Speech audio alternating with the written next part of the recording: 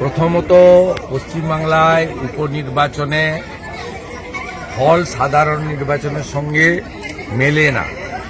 উদাহরণ এক, কোচবিহারে উপনির্বাচন হয়েছিল 16 সালে লোকসভার, 4,70,000 ভোটে ওখানে তৎকালীনতন তৃণমূল প্রার্থী পার্থপ্রতিম রায় জিতেছিলেন।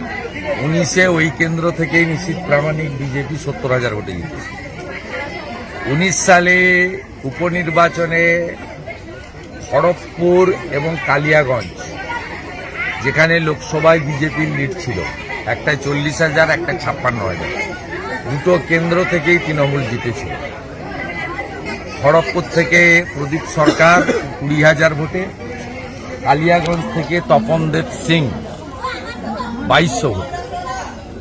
21 সালের বিধানসভা নির্বাচনে কালিয়াগঞ্জ থেকে বিজেপির সৌমেন রায় এবং খড়গপুর থেকে হিরণ চট্টোপাধ্যায় জিতেছে। আরও উদাহরণ নেবেন, সাগরদিঘিতে উপনির্বাচনে কংগ্রেস সিপিএম জিতেছিল ভোট, 24-এর ভোটে তৃণমূলের খলিলুর রহমান ওখানে অনেক বেশি ভোট পেয়েছে। 23 সালে আমাদের ধূপগুড়ি সিটে 4,000 ভোটে উপনির্বাচনে আমরা হেরেছিলাম। এই সম্প্রতি লোকসভা ভোটে জয়ন্ত রায় ওখান থেকে 20,000 ভোট লিড দিয়েছে। আপনি আমার নাম করে লিখে রাখুন, সাধারণ নির্বাচনে নৈহাটি, মেদিনীপুর, তালডাংরা এবং মাদারিহাট বিজেপি জিতবে। সিতাইতে 40% মুসলমান ও সিট বিজেপি পাবে না। 80% মুসলমান বাস করে হাড়োয়া, পাবেন না।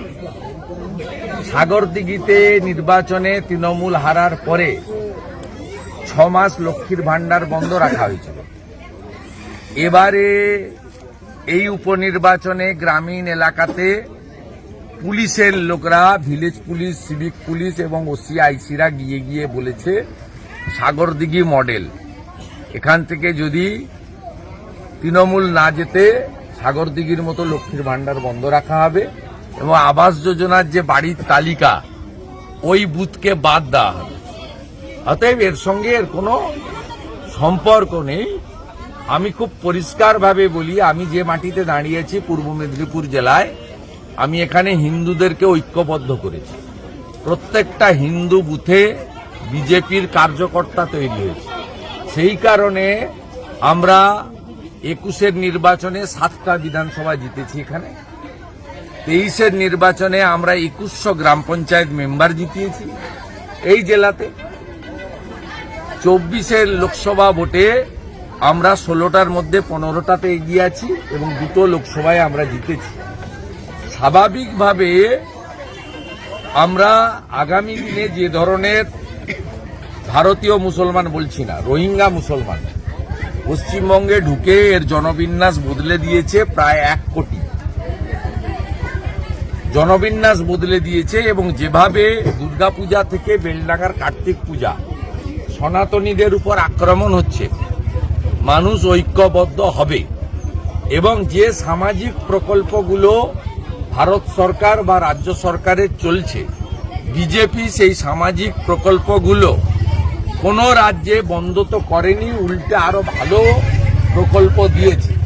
উদাহরণ এক, উড়িষ্যা সুভদ্রা যোজনায় মহিলারা 50,000 টাকা করে, আমরা ভোটের আগে বলেছিলাম, সরকার তৈরি হয়েছে জয় জগন্নাথ পুরীধামে, আমরা 50,000 টাকা করে মহিলাদের দিচ্ছি সুভদ্রা যোজনায়। আমাদের সরকার ছত্তিশগড়ে তৈরি হয়েছে, আমরা ভোটের আগে বলেছিলাম মা তারি যোজনায়, ওখানে বিখ্যাত মাতা দেবী, মা তারি যোজনায় মহিলারা বছরে এককালীন 12,000 টাকা পাবে, একবারে, মাসে 1000, কিন্তু একবারে দেওয়া হবে। সে স্কিমও চালু হয়েছে। 3100 টাকা কুইন্টাল ধান কেনা হচ্ছে ছত্তিশগড়ে বিজেপি সরকার। আমরা রাজস্থানে বলেছিলাম 500 টাকায় গ্যাস দেব, ভজনলাল শর্মার সরকার 500 টাকায় গ্যাস দিচ্ছে। 25 লক্ষ টাকা পর্যন্ত আয়ুষ্মান ভারতের সঙ্গে মিলে 25 লক্ষ টাকা পর্যন্ত চিকিৎসা ফ্রি দিচ্ছে। মানুষ দেখতে পাচ্ছে যে বিজেপি যেখানে কথা দিয়েছে কথা রেখেছে। যোগীজি 2টো করে গ্যাস সিলিন্ডার ফ্রি দিচ্ছেন বছরে, দেওয়ালির দিন একটা, রাখি পূর্ণিমার দিন একটা। মহারাষ্ট্রে আমাদের যে সরকার আছে, যে সরকার জিতলো আরো বেশি ভোটে, হিন্দুরা মারাঠিরা ঐক্যবদ্ধভাবে জেতালো বিপুল ভোটে ছত্রপতি শিবাজী মহারাজের সিটে জায়গায়। সেখানে 1,500 টাকা করে লাডলি বহিন এবং যারা মাধ্যমিক এবং উচ্চ মাধ্যমিক পাস বেকার তাদের যতক্ষণ না কর্মসংস্থান হচ্ছে 6,000 টাকা করে তাদেরকে লাডলি ভাই যোজনাতে তাদের সরকার দিচ্ছেন। গত 6 মাস ধরে মানুষ সেটা দেখেছে।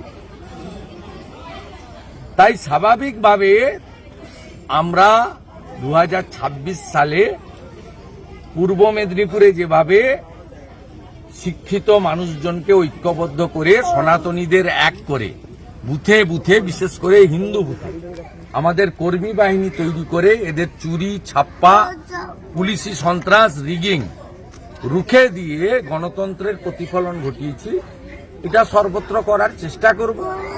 এবং এই উপনির্বাচনের রায়ের সঙ্গে কোনো এর মিল নেই। 19-এ খড়গপুর কালিয়াগঞ্জে বাই ইলেকশনে টিএমসি জিতেছিল, কিন্তু 21 সালে 2টো সিটেই বিজেপি জিতেছে। ধূপগুড়ির উদাহরণ, সাগরদিঘির উদাহরণ বিস্তারিতভাবে আমি দিয়েছি। কোচবিহারের উদাহরণ দিয়েছি 16 আর 19-এ। আরো যদি উদাহরণ লাগে বলবেন, আমি আরো উদাহরণ দেব। মমতা ব্যানার্জি নিজে এখানে হেরেছেন। তিনি এখান থেকে পালিয়ে শোভনদেব চ্যাটার্জিকে পদত্যাগ করিয়ে ভবানীপুরে লড়েছিলেন। সেই ভবানীপুরে মমতা ব্যানার্জি জিতেছিলেন 2021-এর নভেম্বর মাসে 54,000 ভোটে প্রিয়াঙ্কা টেবরিয়ালকে হারিয়ে। সেই ভবানীপুরে এবারে মাননীয়া দেবশ্রী চৌধুরী ডেফিসিট পেয়েছেন মাত্র 7,000, তাও মুসলিম ওয়ার্ডগুলোতে লিড নিয়ে। উনার 9টা ওয়ার্ডের মধ্যে 5টা ওয়ার্ডে হিন্দু ওয়ার্ডে বিজেপি লিড নিয়েছে। 2টো মুসলিম ওয়ার্ডেই 15,000 লিড নিয়ে 8,000 মেকআপ করে 7,000 লিড নিয়ে জিতেছেন মুসলিমদের ভোটে। অর্থাৎ এসব গল্প শুনিয়ে কোনো লাভ নেই, সব গল্প শুনিয়ে কোনো লাভ নেই। আমরা জানি, আমরা মানুষের সঙ্গে থাকি। তার চেয়ে বড় কথা, আপনি বিজেপি করেন, আপনি চলে গেলে পিছন থেকে কেউ চোর বলে না। তৃণমূল করলে পিছনে চলে গেলে সামনে নমস্কার করতে হয়, নইলে মিথ্যা মামলা দিয়ে দিবে। গেলেই বলে চোরটা যায় কে? আমি বলবো না। Senior leader, educated leader, governor ছিলেন, পার্টির এক্স প্রেসিডেন্ট স্টেটের। আমার কোনো কলিগ সম্পর্কে আমি কোনো মন্তব্য মিডিয়াতে করব না। আমি ভারতীয় জনতা পার্টি করতে এসেছি 2টো কারণে।